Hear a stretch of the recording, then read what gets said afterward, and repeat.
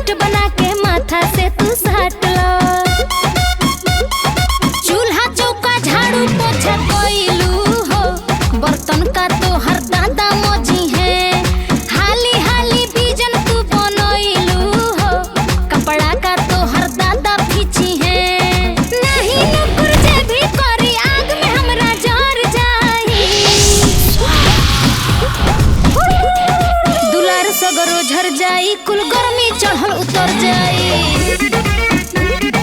दुलार सगरो झर जाई कुल चर्बी चढ़ल उतर जाई, चर्बी चढ़ल उतर जाई कुल गर्मी चढ़ल उतर जाई।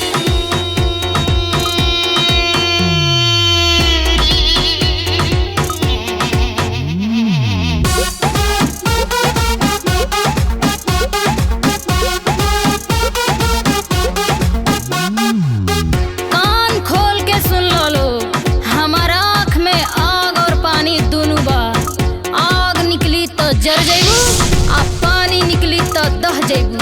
सोच लो का करे के बा, जरबू आ कि बहबू बोला। बैठल जे भी घर में लौकी ओके खड़ा चबा जाइब, हरदम डोलत रहे के बाटे ना तो मजा चिखा जाइब। जाड़ा बरखा होई चाहे घमावा हो, हमके बस चाही कमावा, जे भी करी तनी को